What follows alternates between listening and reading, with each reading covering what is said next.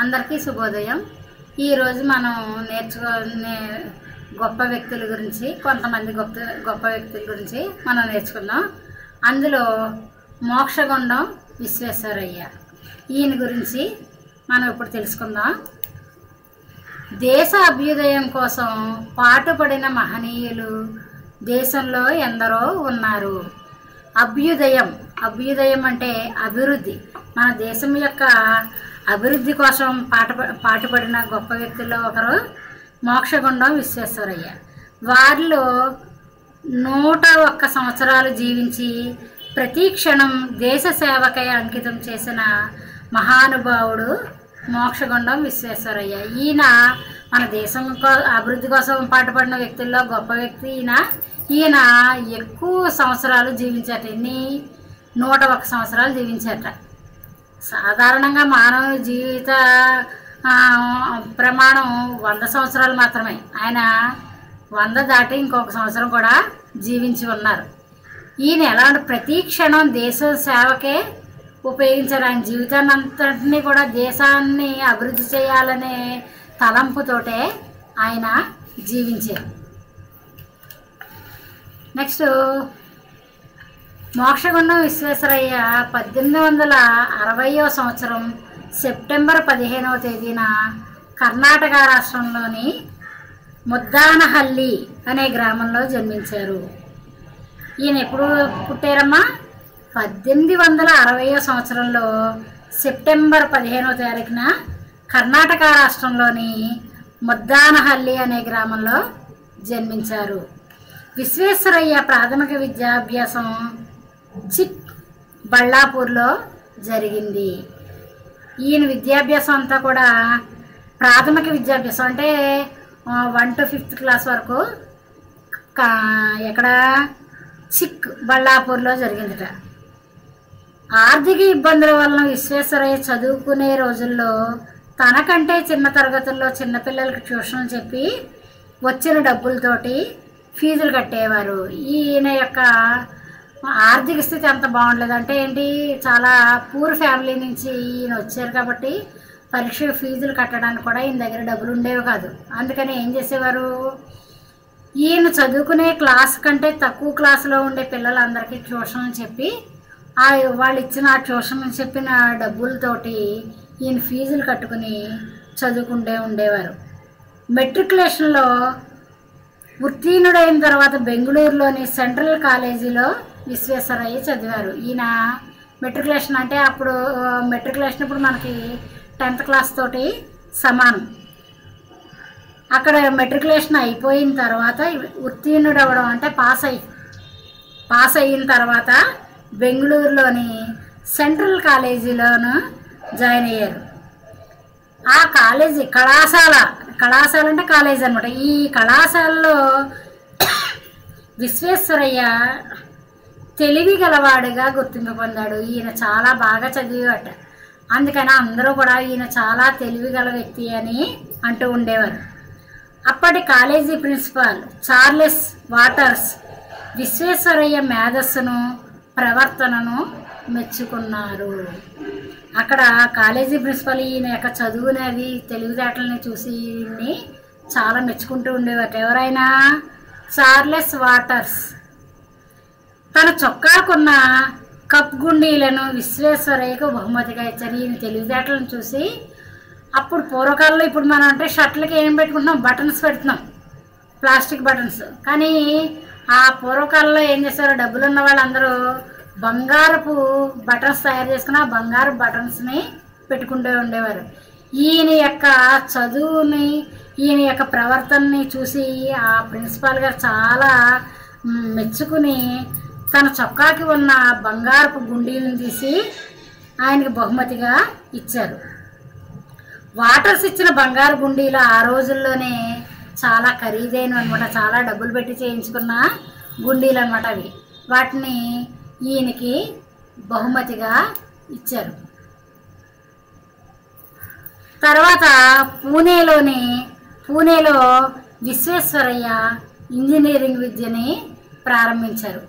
పూణేలో ఉండేవారు. పూణేలో చదివాడు అన్నమాట ఈయన ఇంజనీరింగ్.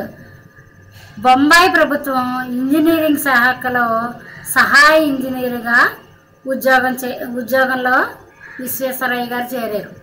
ఏమైంది, ఈయన ఇంజనీరింగ్ పూణేలో చదివిన తర్వాత బొంబాయిలోని ప్రభుత్వ ఇంజనీరింగ్ శాఖలో అసిస్టెంట్ ఇంజనీర్ సహాయ ఇంజనీర్ కింద ఉద్యోగంలో చేరారు.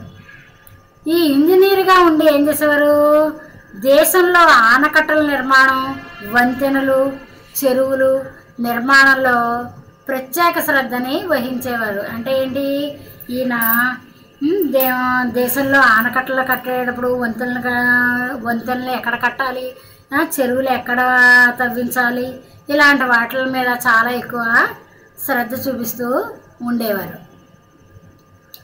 1894లో సింధు రాష్ట్రం అన్నమాట. 1894లో సింధు రాష్ట్రం, ఈ సింధు అనే ప్రాంతం ఇప్పుడు పాకిస్తాన్లో ఉందిట. ఈ రాష్ట్రంలో సింధు రాష్ట్రంలో అంటే ఏంటి, 1894 సంవత్సరానికి మన భారతదేశం అని విడిపోలేదు, అవి రెండు కూడా కలిసి ఉండేవి. అక్కడ తాగునీటి సమస్యకు పరిష్కారానికి ప్రణాళికలను రచించి అమలు చేశాడు.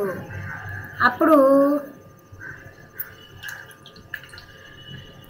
ఆ ప్రాంతంలో తాగునీరుకి చాలా సమస్య కింద ఉండేది. ఆ సమస్యను పరిష్కరించడానికి ఒక ప్రణాళికను తయారు చేసి అమలు చేసి వాళ్ళందరికీ కూడా నీరుని అందించారనమాట.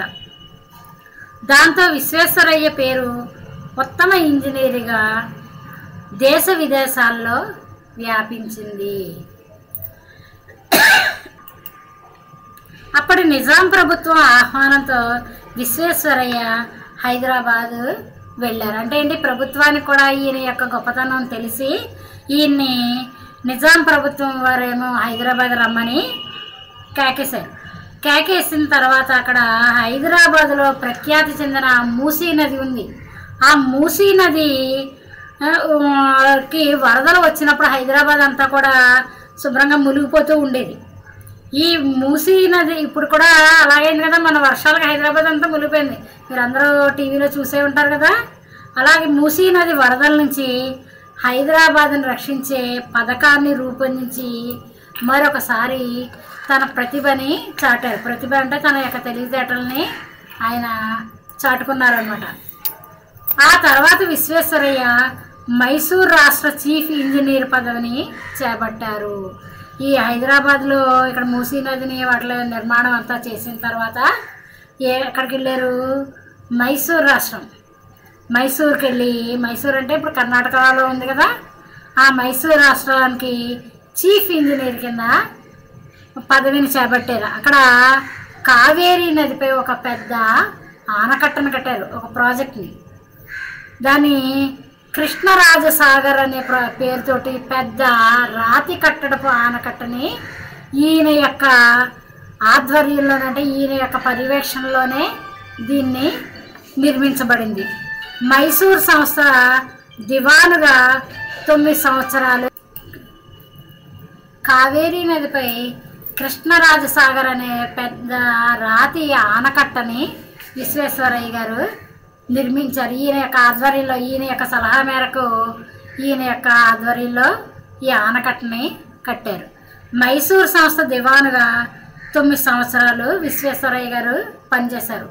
ఈ సమయంలో మైసూర్ ప్రాంతంలో విద్య, పరిశ్రమలు, వ్యాపారం, ప్రజా పన్నుల రంగాల్లో చాలా అభివృద్ధిని సాధించింది. ఈయన అవన్నీ బాగా అభివృద్ధి చెందే విధంగా కృషి చేసి మైసూర్ని డెవలప్ చేశారనమాట. మన దేశం మొట్టమొదటి ప్రధాని ఎవరో మీకు తెలుసు కదా, ఎవరు? పండిట్ జవహర్లాల్ నెహ్రూ.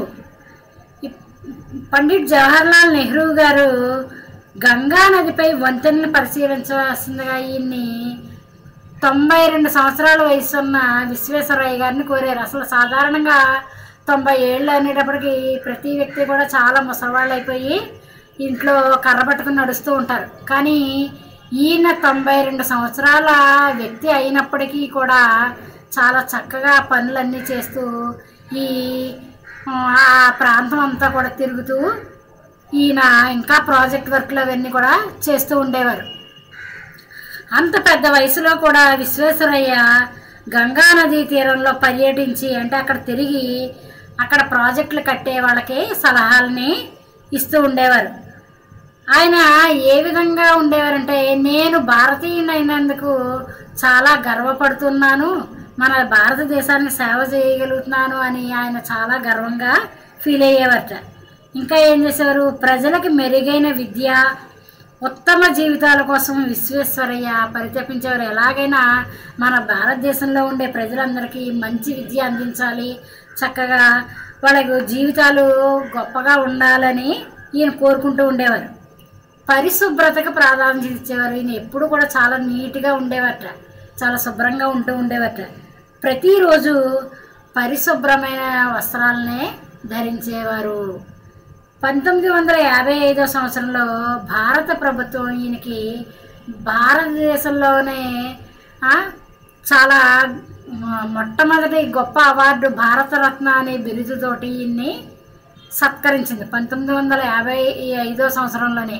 1962 ఏప్రిల్ 12న విశ్వేశ్వరయ్య గారు మరణించారు. విశ్వేశ్వరయ్య గారి జన్మదినమైన సెప్టెంబర్ 15ను ఇంజనీర్స్ డేగా మన దేశంలో జరుపుకుంటున్నాం. ఇప్పుడు కూడా ప్రతి సంవత్సరం సెప్టెంబర్ 15వ తేదీన ఇంజనీర్ డేగా మనందరూ కూడా దాన్ని జరుపుకుంటున్నాం. ఈయన యొక్క గొప్పతనాన్ని తెలియజేయడం మీకు ఒక చిన్న కథను చెప్తాను. ఆయన ఈ ప్రాజెక్టులు కట్టడానికి అది పల్లెటూళ్ళు అవి తిరుగుతూ ఉండేవాట. తిరుగుతూ ఉన్నప్పుడు ఒకసారి ఆయన ఒక ప్రాంతంలో ఒక రాత్రి అంతా ఉండిపోవాల్సి వచ్చింది. ఉండిపోవాల్సి వస్తే అక్కడ కరెంటు లేదా ఊరంతాను. ఆయన ఒక చిన్న కొవ్వొత్తి పెట్టుకుని ఆఫీస్ వర్క్ చేసుకున్నట్ట. ఆఫీస్ వర్క్ చేసుకున్న తర్వాత ఒక 10 నిమిషాలు ఒక పావుగంట అయిపోయిన తర్వాత ఆ వర్క్ అయిపోయింది. అయిపోయిన తర్వాత ఆయన ఆ కొవ్వొత్తి వెలుగులో ఆ పని చేసుకుంటున్న కొవ్వొత్తిని ఆరిపివేసి దాన్ని పక్కన పెట్టేసి ఇంకొక కొవ్వొత్తిని వెలిగించి ఈయన్ని చూడడానికి వచ్చిన వాళ్ళతోటి మాట్లాడుకుంటున్నారట. మాట్లాడుతుంటే అందులోని ఒక వ్యక్తికి అనుమానం వచ్చింది. ఏంటి ఇప్పుడు దాకా చిన్న కొవ్వొత్తిని వెలిగించి దాంతో వర్క్ చేశారు, అది వెలుగుతూ ఉన్న కొవ్వొత్తిని ఆర్పేసి మళ్ళీ ఇంకో కొత్త కొవ్వొత్తిని వెలిగించి ఈయన మనతోటి మాట్లాడుతున్నారు, ఎందుకు ఇలా చేశారు అని అందులో డౌట్ వచ్చిన వ్యక్తి అడిగితే నేను ఇందాకటి దాకా చిన్న కొవ్వొత్తితోటి ఆఫీస్ వర్క్ చేశాను, అది అయిపోయింది, ఆఫీస్ వర్క్ అయిపోయింది కాబట్టి ఆ ఆఫీసుకి సంబంధించిన కొవ్వొత్తిని నేను నా పర్సనల్ విషయాలు మాట్లాడుకునేటప్పుడు దాన్ని ఉపయోగించకూడదు, అందుకని దాన్ని ఆర్పేసి నా సొంతమైన ఈ కొవ్వొత్తిని వెలిగించి మీ అందరితోటి మాట్లాడుతున్నాను. అంటే ఏంటి, ప్రభుత్వం యొక్క ప్రతి చిన్న వస్తువును కూడా ఆయన దుర్వినియోగం చేయలేదన్నమాట. అంటే అంత నిజాయితీ కలిగిన గొప్ప వ్యక్తి అని మనకి ఈ కథ వల్ల తెలుస్తుంది. ఇలాంటి గొప్ప వ్యక్తుల వల్లే మన దేశం బాగా అభివృద్ధి చెందుతుంది. మనం కూడా వారి బాటలో నడిచి మన దేశానికి సేవ చేయాలి అని మనందరూ కూడా దానికోసం కృషి చేయాలి.